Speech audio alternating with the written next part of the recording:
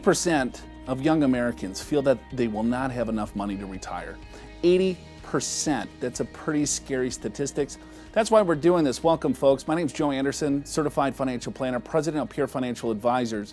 And what we're doing is talking about financial strategies for younger Americans, for people in their 20s and 30s. If you start now, you're going to be successful in the future. It's compound interest at its best. So here's what I want to get into. I want to talk about, real quickly, few key steps to become financially independent. First of all, you want to make sure that you get out of debt, control your debt. Second, you want to protect your credit. Your credit is extremely important. Then we'll look at savings and investing for the future. We'll get into taxes, and then, of course, taking control of your health. So, but if I start with a simple statistic, 100 people, right? They took a look at 100 people starting work at age 25. By the time they reach 65, 1% is wealthy. Only 1% is wealthy.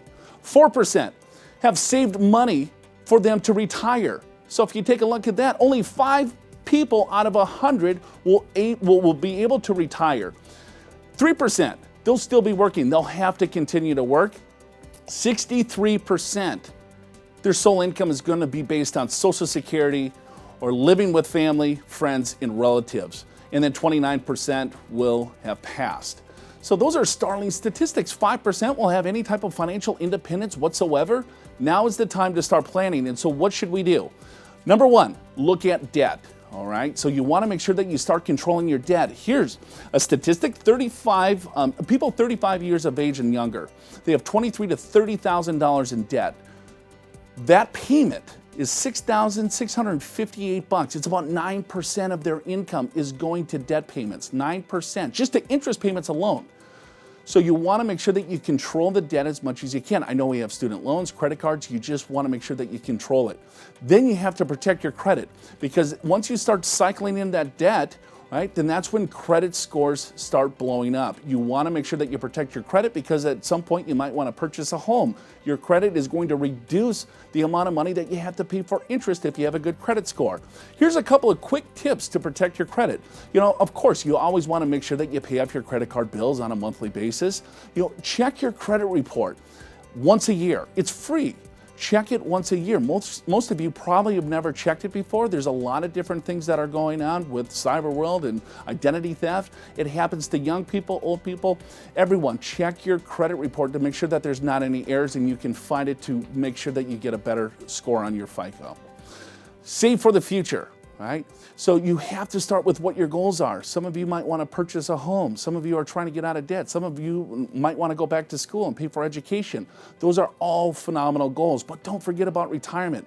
I know when you're 20 and 30, you think retirement is 200 years from now, but if you start today, the amount of money that you save is going to be minuscule if you wait.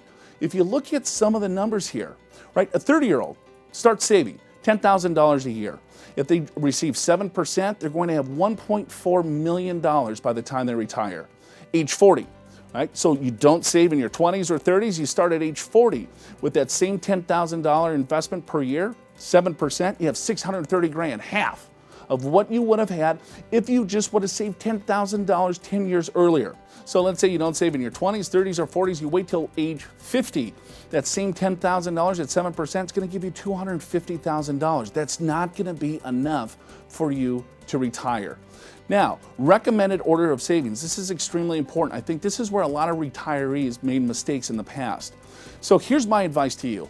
When you start saving, go to your 401k plan. Check out if you have a match. That's where you start. Go to the 401k plan to the match. Stop at the match. Then go to a Roth IRA. Max that out. $5,500 is the maximum amount that you can use or that you can fund this year. Then if you still want to save, go back to the 401k plan and max that out up to $18,000. If you still have additional dollars to save, then you want to start an outside account, a brokerage account where you can buy mutual fund stocks, bonds outside of any type of retirement account. This will give you significant tax diversification long term. The savings goal should be about 15% of your income. I know that seems like a large number because if you look at the average savings rate today, it's significantly less than that, but you can do better than your older generations. Start saving or try to save at least 15% of your income. Then how do you invest?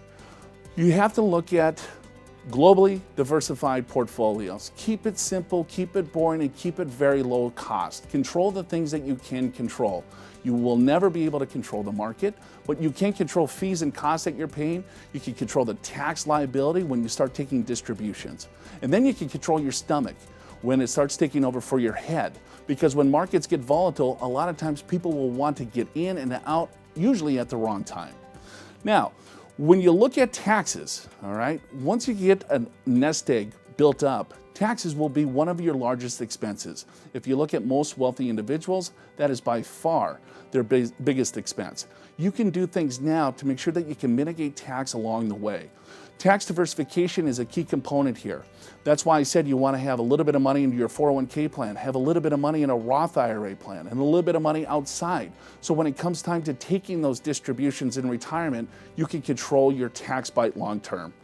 Finally, control your health.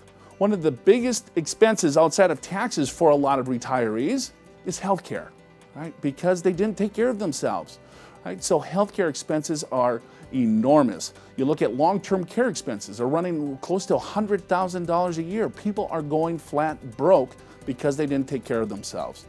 We all know how to take care of, eat right, exercise, and do all those good things and get some sleep. Hopefully this helped. My goal is to get everyone that's watching this, if you're in your 20s and 30s, to be a millionaire by the time you're 60. If you just follow these simple steps, you will get there. Hopefully you enjoyed it. We'll see you next time.